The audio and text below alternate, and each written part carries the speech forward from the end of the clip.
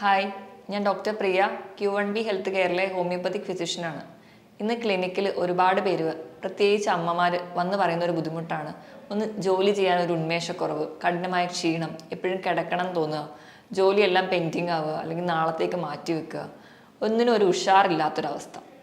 ഇന്ന് നമുക്ക് ഈ ഒരു വിഷയത്തെക്കുറിച്ച്, എന്തുകൊണ്ടാണ് ഇങ്ങനെ കഠിനമായ ഒരു ക്ഷീണം ഉണ്ടാകുന്നത് എന്നൊരു വിഷയത്തെക്കുറിച്ച് സംസാരിക്കാം.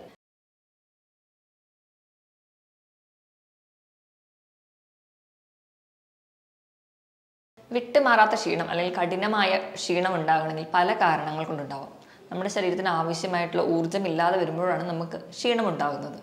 അപ്പോൾ നമുക്ക് കാരണങ്ങൾ എന്തൊക്കെയാണെന്ന് നോക്കാം. ഒന്നാമതായി പറയുകയാണെങ്കിൽ, ഉറക്കം കൃത്യമായിട്ടില്ലെങ്കിൽ. നമുക്കറിയാം, സാധാരണ ഒരു മുതിർന്ന ആൾക്ക് ഒരു 7 മുതൽ 8 മണിക്കൂർ വരെ കൃത്യമായിട്ട് അല്ലെങ്കിൽ കണ്ടിന്യൂസ് ആയിട്ട് ഉറക്കം കിട്ടേണ്ടതുണ്ട്.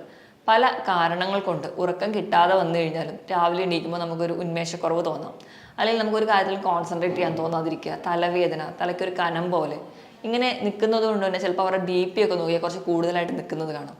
ഇത് ഒരു കാരണമാണ്, വിട്ടുമാറാത്തൊരു ക്ഷീണം ഉണ്ടാകാൻ ഒരു കാരണമാണ്. അതുപോലെ മറ്റു പല രോഗങ്ങൾ കൊണ്ട് കാണാം.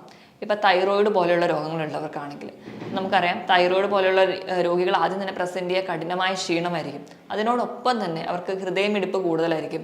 ചിലർ പറയും മുടിയൊക്കെ ഡ്രൈ ആയിട്ട് പൊട്ടിപ്പോവുക, മലബന്ധമുണ്ടാവും, എപ്പോഴും കിടക്കണം എന്നുള്ള തോന്നൽ, വണ്ണം വെക്കുക, ചിലർക്കാണെങ്കിൽ ആർത്തവം തെറ്റി വരുന്നത് കാണാം.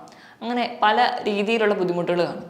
അപ്പോൾ കഠിനമായ ക്ഷീണത്തോടൊപ്പം ഈ ലക്ഷണങ്ങളൊക്കെ ഉണ്ടെങ്കിൽ നമ്മളൊന്ന് തൈറോയ്ഡ് ഹോർമോൺ ടെസ്റ്റ് ചെയ്യാറുണ്ട്.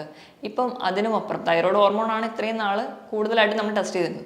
ഇപ്പം അതിനുപരിയായിട്ട് നമ്മൾ ആൻറ്റിബോഡി ടെസ്റ്റ് ചെയ്യാറുണ്ട്. anti-TPOയും anti-TGയും ഒക്കെ ടെസ്റ്റ് ചെയ്യാൻ വിടാറുണ്ട്. അപ്പോൾ അതുവഴി നമുക്ക് തിരിച്ചറിയാം എന്തെങ്കിലും രോഗമുണ്ടായിട്ടാണോ ഈ കഠിനമായ ക്ഷീണം ഉണ്ടാകുന്നത്. അതുപോലെ ആണ് കൊളസ്ട്രോൾ കൂടി നിന്നാലും നമുക്ക് കഠിനമായ ക്ഷീണം അനുഭവപ്പെടാം. ജോലിയിലൊന്നും ഒരു ഉത്സാഹം കാണില്ല, കിടക്കണം എന്നൊരു തോന്നൽ നിൽക്കാം. ഇതുപോലെ പ്രമേഹമുള്ളവരിൽ കാണാം. പ്രമേഹം ഉള്ള രോഗികളുടെ അവസ്ഥ എടുക്കുകയാണെങ്കിൽ നമുക്ക് ശരീരത്തിന് നോർമലി ഇൻസുലിൻ എന്ന് പറയുന്ന ഹോർമോണാണ് നമ്മൾ കഴിക്കുന്ന അന്നജത്തിനെ ഊർജ്ജമായിട്ട് കൺവേർട്ട് ചെയ്യുന്നത്. ഇവർക്ക് ഇൻസുലിൻ ഉണ്ടാവുകയും ചിലർക്കാണെങ്കിൽ ഇൻസുലിൻ റെസിസ്റ്റൻസ് പോലെയുള്ള, അതായത് ഇൻസുലിൻ ഉണ്ടെങ്കിലും അന്നജത്തെ കൺവേർട്ട് ചെയ്യാതെ നിൽക്കുമ്പോൾ നമ്മുടെ ശരീരത്തിന് ആവശ്യമുള്ള ഊർജ്ജം കിട്ടാതെ വരും. ഊർജ്ജം കിട്ടാതെ വരുമ്പോൾ നമ്മുടെ ശരീരത്തിൽ ഒരു പ്രവർത്തനങ്ങളും കൃത്യമായി നടക്കില്ല, മൊത്തത്തിലൊരു ക്ഷീണമായിട്ട് പ്രസൻറ്റ് ചെയ്യാം. ഇങ്ങനെ ഒരു കേസ് നമുക്ക് കാണാറുണ്ട്. ഇതല്ലെങ്കിൽ ഒബ്സ്ട്രക്റ്റീവ് സ്ലീപ്പ് ആപ്നിയ എന്ന് പറയുന്ന കണ്ടീഷൻ. ഒബ്സ്ട്രക്റ്റീവ് സ്ലീപ്പ് ആപ്നിയ എന്ന് പറഞ്ഞു കഴിഞ്ഞാൽ ഉറക്കം ഉണ്ടെങ്കിലും കണ്ടിന്യൂസ് ആയിട്ട് ഉറക്കം കിട്ടത്തില്ല. പ്രധാനമായിട്ടും അമിതവണ്ണമുള്ളവരിലാണ് കാണാറ്. ഇതിന് കാരണം അമിതവണ്ണമുള്ളവർക്ക് പൊതുവെ ശരീരത്തിൻ്റെ കോശങ്ങളും കൊഴുപ്പും ഒക്കെ കുറച്ച് കൂടുതലായിരിക്കും. അപ്പോൾ അവർ കിടന്നുറങ്ങുന്ന സമയത്ത് നമ്മുടെ ശരീരത്തിൽ കഴുത്ത് ഭാഗത്തുള്ള മസിലുകളും കൊഴുപ്പും ഒക്കെ കുറച്ച് കൂടുതലായിട്ടുള്ളത് കൊണ്ട് തന്നെ നമ്മൾ ശ്വാസം എടുക്കുന്ന ആ എയർവേനെ അത് ബ്ലോക്ക് ചെയ്യും. അപ്പോൾ ഇവർക്ക് പെട്ടെന്ന് ശ്വാസം കിട്ടാതെ വരും. ശ്വാസം കിട്ടാതെ വരുമ്പോൾ അവർ പെട്ടെന്ന് ഉറക്കത്തിന് ഞെട്ടി എണീക്കും. ആ ഞെട്ടി എണീക്കുന്ന ടൈമിൽ നമ്മുടെ തലച്ചോറും നമ്മുടെ ശരീരം പെട്ടെന്ന് തന്നെ ഒരു ആക്റ്റീവ് സ്റ്റേജിലോട്ട് വരികയാണ്. പിന്നെ വീണ്ടും ഉറങ്ങും. ഇങ്ങനെ ഉറക്കം ഒരു കംപ്ലീറ്റ് ആയിട്ട് അല്ലെങ്കിൽ ഒരു കണ്ടിന്യൂസ് ആയിട്ടുള്ള ഒരു ഉറക്കം അവർക്ക് കിട്ടാതെ വരും. ഇങ്ങനെ വരുമ്പോൾ ഇടയ്ക്കിടയ്ക്ക് ബോഡി ഒരു ആക്റ്റീവ് സ്റ്റേജിലോട്ട് പോവുക, വീണ്ടും ഉറങ്ങുക എന്നൊരു അവസ്ഥയിൽ വരുമ്പോൾ നമ്മുടെ ശരീരത്തിന് കഠിനമായൊരു ക്ഷീണം തോന്നാം. ഇങ്ങനെയുള്ളവരൊക്കെ ആണെങ്കിൽ മാക്സിമം അവരുടെ ബോഡി വെയിറ്റ് കൺട്രോൾ ചെയ്യും. ബോഡി വെയിറ്റ് തന്നെ കൺട്രോൾ ചെയ്ത് കഴിഞ്ഞാൽ നമുക്ക് ഇങ്ങനെയുള്ള ബുദ്ധിമുട്ടുകളൊക്കെ മാറ്റാനും അതുവഴി നമുക്ക് കുറച്ചും കൂടി ഒരു ഊർജ്ജസ്വലത കിട്ടാനും സഹായിക്കും. ഇനി മറ്റൊരു കാരണം പറയുകയാണെങ്കിൽ, പോസ്റ്റ് വൈറൽ ഇൻഫെക്ഷൻ. അതായത് എന്തെങ്കിലും ഒരു വൈറൽ ഇൻഫെക്ഷന് ശേഷം, ഇപ്പോൾ ചിലപ്പോൾ പനിയൊക്കെ ആണെങ്കിലും, ഇപ്പോൾ ഡെങ്കിപ്പനി അല്ലെങ്കിൽ ചിക്കൻ ഗുനിയ, എന്തിന് നമ്മൾ ഈ അടുത്ത് വന്നിട്ടുള്ള കോവിഡ് പനി, ഇതൊക്കെ വന്നു കഴിഞ്ഞാൽ നമുക്കറിയാം പനി അല്ലെങ്കിൽ ആ ഒരു ലക്ഷണങ്ങൾ ചിലപ്പോൾ ഒരു 3, 4, 5 ദിവസം കൊണ്ട് മാറിയെന്ന് വരാം. പക്ഷേ ഈ ക്ഷീണമായിരിക്കും കൂടുതലായിട്ട് നിൽക്കുക. അപ്പം നമ്മൾ തിരക്കിട്ട ജോലിയുടെ ഇടയിലും അല്ലെങ്കിൽ ഇപ്പം നമ്മുടെ വീട്ടമ്മമാരാണെങ്കിലും അറിയാം, ആ അസുഖം വന്ന ദിവസം പോലും വേണ്ടത്ര റെസ്റ്റ് അവർക്ക് കിട്ടുന്നുണ്ടാവില്ല. അപ്പോൾ ഇങ്ങനെ എപ്പോഴും ഒരു വൈറൽ ഇൻഫെക്ഷൻ വരികയാണെങ്കിൽ ആ ഒരു സിംറ്റംസ് മാറിക്കഴിഞ്ഞാലും വീണ്ടും ഒരു 10 ദിവസമെങ്കിലും റെസ്റ്റ് എടുക്കണം എന്നാണ് മെഡിക്കൽ കണ്ടീഷൻസ് എല്ലാ ഡോക്ടേഴ്സൊക്കെ പറയാറ്. ആ അസുഖം ഉള്ളപ്പോൾ മാത്രമല്ല, വീണ്ടും ഒരു 10 ദിവസം കൂടി നമ്മൾ ലീവ് എടുക്കണം. എന്നിട്ട് കംപ്ലീറ്റ് ആയിട്ട് റെസ്റ്റ് എടുത്താൽ മാത്രമേ നമുക്ക് ആ ഒരു വൈറൽ ഇൻഫെക്ഷനൊക്കെ പെട്ടെന്ന് തന്നെ നമുക്ക് മാറി കുറച്ചുകൂടെ ബോഡി ഹെൽത്ത് മെയിൻറ്റെയിൻ ചെയ്യാൻ പറ്റുള്ളൂ. അപ്പം ഇങ്ങനെയൊക്കെയുള്ളൊരു കണ്ടീഷനിൽ നമ്മൾ വേണ്ടത്ര ലീവ് എടുക്കാതെയും അല്ലെങ്കിൽ കഠിനമായ ജോലിയിലേക്ക് കയറുകയും ചെയ്യുന്നത് കഠിനമായ ക്ഷീണത്തിന് കാരണമാകാറുണ്ട്. അതുപോലെ തന്നെ തിരക്കിനിടയിൽ ചിലപ്പോൾ മോർണിംഗ് ബ്രേക്ക്ഫാസ്റ്റ് സ്കിപ്പ് ചെയ്യുന്നവർ, ചിലരാണെങ്കിൽ ഡയറ്റിൻ്റെ ഭാഗമായിട്ട് രാവിലത്തെ ഫുഡ് സ്കിപ്പ് ചെയ്യുക, ഇങ്ങനെയുള്ളവർക്കും ആ ഒരു ദിവസം ഫുള്ള് കഠിനമായ ക്ഷീണം തോന്നാറുണ്ട്. നമുക്കറിയാം, നമ്മുടെ ബ്രെയിനിൻ്റെ അല്ലെങ്കിൽ നമ്മുടെ ബോഡി ഫുള്ള് വേണ്ട ഊർജ്ജം കിട്ടുന്നത് നമ്മൾ രാവിലെ കഴിക്കുന്ന ഭക്ഷണത്തിൽ നിന്നാണ്. അപ്പോൾ രാവിലെ കഴിക്കുന്ന ഭക്ഷണം സ്കിപ്പ് ചെയ്ത് കഴിഞ്ഞാൽ ശരീരത്തിന് വേണ്ട ഊർജ്ജം കിട്ടാതെ വരും. എത്ര തിരക്കാണെങ്കിലും എത്ര ഡയറ്റ് എടുക്കുന്നവരാണെങ്കിലും ഒരിക്കലും രാവിലത്തെ ഫുഡ് സ്കിപ്പ് ചെയ്യരുത്. രാവിലെ കഴിക്കുന്ന ഫുഡിൽ പ്രോട്ടീനും കാർബോഹൈഡ്രേറ്റും അതുപോലെ തന്നെ മിനറൽസും അത് വേണ്ട രീതിയിലുള്ള ഫാറ്റും എല്ലാം അടങ്ങിയ ഒരു സമീകൃതമായിട്ടുള്ള ഒരു ആഹാരമായിരിക്കണം നമ്മൾ രാവിലെ കഴിക്കുന്നത്. അങ്ങനെ രാവിലെ കഴിച്ചാൽ മാത്രമേ നമുക്ക് ആ ഒരു ദിവസം മുഴുവൻ എനർജറ്റിക് ആയിട്ട് നിൽക്കാൻ പറ്റുള്ളൂ. ഇതുപോലെ തന്നെ വിളർച്ച പോലെയുള്ള ബുദ്ധിമുട്ടുള്ളവർക്കും ക്ഷീണം കാണും. വിളർച്ച എന്ന് പറയുമ്പോൾ നമ്മുടെ ശരീരത്തിന് ആവശ്യമായിട്ടുള്ള രക്തത്തിന്റെ കുറവ്. നമുക്കറിയാം, രക്തമാണ് നമ്മുടെ ശരീരത്തിൽ മൊത്തം ഓരോ കോശങ്ങളിലും ഓക്സിജൻ എത്തിക്കുന്നത്. നമുക്ക് വേണ്ടത്ര രക്തമില്ലെങ്കിൽ ഓരോ കോശങ്ങൾക്കും വേണ്ട ഓക്സിജൻ കിട്ടാതെ വരും. അങ്ങനെ വരുമ്പോൾ കോശങ്ങളുടെ പ്രവർത്തനങ്ങളെയൊക്കെ താളം തെറ്റുന്നത് വഴി കഠിനമായ ക്ഷീണം ഉണ്ടാവാം. അതുമല്ലാതെ നമ്മൾ കഫീൻ പോലെയുള്ള ഡ്രിങ്ക്സ് കണ്ടിന്യൂസ് ആയിട്ട് എടുക്കുക. കഫീൻ എന്ന് പറയുമ്പോൾ കാപ്പി മാത്രമല്ല, കോള പോലെയുള്ള സോഫ്റ്റ് ഡ്രിങ്ക്സുകളൊക്കെ കണ്ടിന്യൂസ് ആയിട്ട് കഴിക്കുന്നവർക്ക് കഴിക്കുമ്പോൾ ഒരു ഊർജ്ജം കിട്ടും. പിന്നെ കണ്ടിന്യൂസ് ആയിട്ട് കഴിക്കുന്നത് അവർ നിർത്തിക്കഴിഞ്ഞാൽ അത് അവർക്കൊരു ക്ഷീണം ഉണ്ടാക്കുന്നതായിട്ട് കാണാം. അതുപോലെ തന്നെ കോമൺ ആയി കാണുന്ന ഒരു കണ്ടീഷനാണ് ഇന്നത്തെ കാലത്ത് വിഷാദ രോഗം. അതായത് ഡിപ്രഷൻ, ആൻസൈറ്റി, സ്ട്രെസ് മുതലുള്ള രോഗങ്ങളുള്ളവർക്ക് അവർക്ക് എപ്പോഴും ഒരു ക്ഷീണവും തളർച്ചയൊക്കെ ഉണ്ടാവും. അവർക്ക് കിടന്നാലും ഉറക്കം വരില്ല. മെൻ്റലി അവർ ഭയങ്കര ടെൻസ്ഡ് ആയിരിക്കും. ഇങ്ങനെയുള്ളവർക്ക് കഠിനമായ ക്ഷീണം തോന്നാറുണ്ട്. അങ്ങനെയൊക്കെ ഉള്ളവരാണെങ്കിൽ എത്രയും പെട്ടെന്ന് തന്നെ ഒരു സൈക്കോളജിസ്റ്റിനെ കൺസൾട്ട് ചെയ്യും. അവരുടെ പ്രശ്നങ്ങൾ അവരോട് ഷെയർ ചെയ്ത് മാക്സിമം പെട്ടെന്ന് തന്നെ ഒരു പരിഹാരം കണ്ടെത്തുന്നതാണ് എപ്പോഴും നല്ലത്. ഇനി ഇതുപോലെ തന്നെ കഠിനമായ ക്ഷീണം ഉണ്ടാക്കുന്ന ഒരു കാരണമാണ് മൂത്രത്തിൽ പഴുപ്പ്. ഇത് കൂടുതലും സ്ത്രീകളിലാണ് കാണാറ്. അപ്പം ചിലർക്കൊക്കെ ആണെങ്കിൽ അവർക്ക് ആ മൂത്രം ഒഴിക്കുമ്പോഴാണ് സാധാരണ മൂത്രത്തിൽ പഴുപ്പിൽ ബുദ്ധിമുട്ട് വരിക. ഇടയ്ക്കിടയ്ക്ക് മൂത്രം ഒഴിക്കാൻ തോന്നുക, മൂത്രം പോകുമ്പോൾ പുകച്ചിൽ, നീറ്റൽ, അല്ലെങ്കിൽ മൂത്രത്തിൽ നല്ല മഞ്ഞ കളറൊക്കെ ആയിട്ട് പ്രസൻറ്റ് ചെയ്യും. ചിലർക്ക് ഈ മൂത്രം ഒഴിക്കുമ്പോഴുള്ള ബുദ്ധിമുട്ടുകളൊന്നും കാണില്ല. പക്ഷെ മൂത്രത്തിന് ഈ മഞ്ഞ കളറൊക്കെ കാണാം. ചിലപ്പോൾ അതിനോടൊപ്പം അവർക്ക് കാണിക്കുന്നത് കഠിനമായ ക്ഷീണം, ഓക്കാനും ഛർദിലൊക്കെ ആയിരിക്കും. അപ്പം പെട്ടെന്ന് ചിലപ്പോൾ ഇതൊരാൾക്ക് തിരിച്ചറിയാൻ പറ്റണം എന്നില്ല.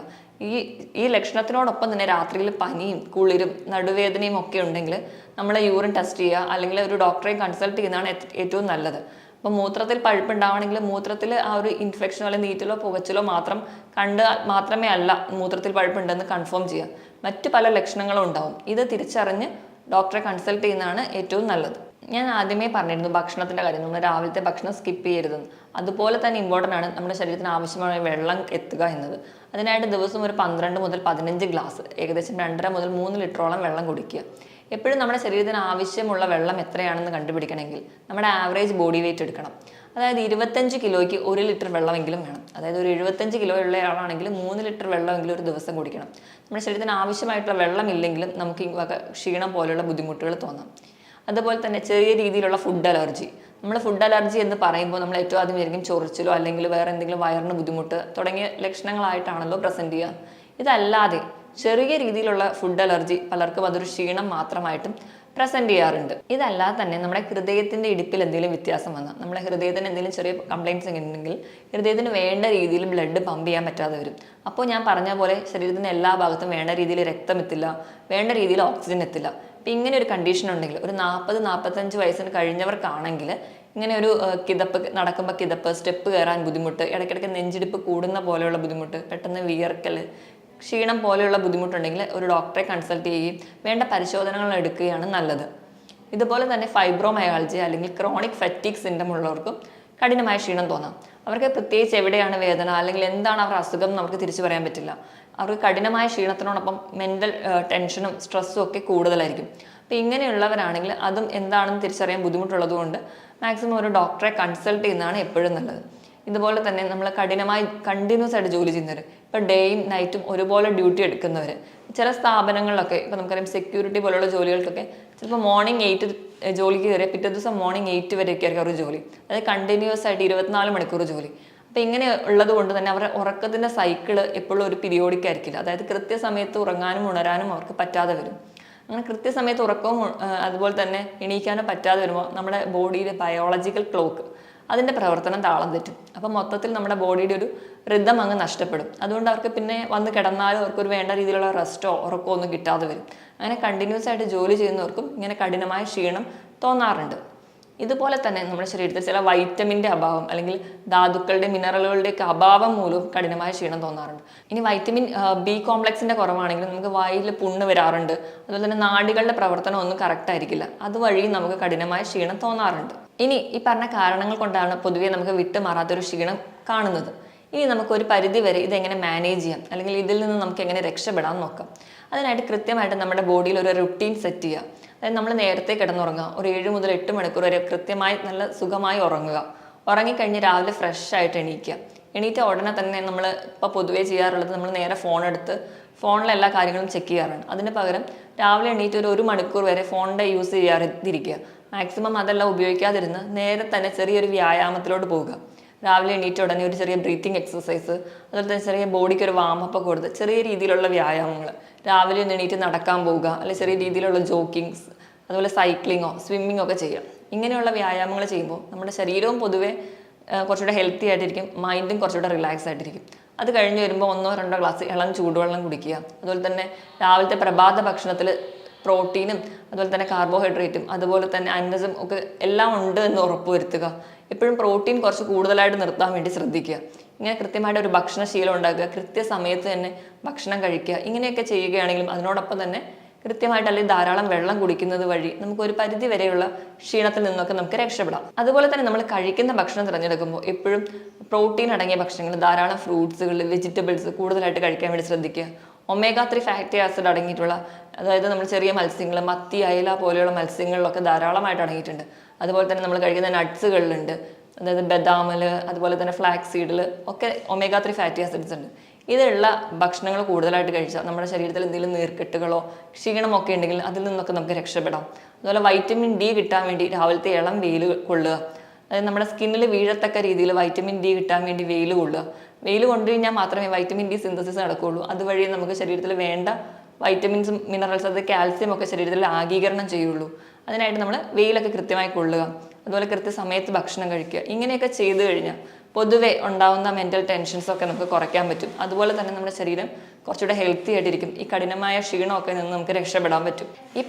മുകളിൽ പറഞ്ഞ കാര്യങ്ങളൊക്കെ ശ്രദ്ധിക്കുകയാണെങ്കിൽ ഒരു പരിധി വരെ നമുക്ക് ഇങ്ങനത്തെയുള്ള കഠിനമായ ക്ഷീണത്തിൽ നിന്നൊക്കെ രക്ഷപ്പെടാം. മറ്റൊരു ഹെൽത്ത് ടോപ്പിക്കുമായിട്ട് വീണ്ടും കാണുന്നത് വരെ നന്ദി.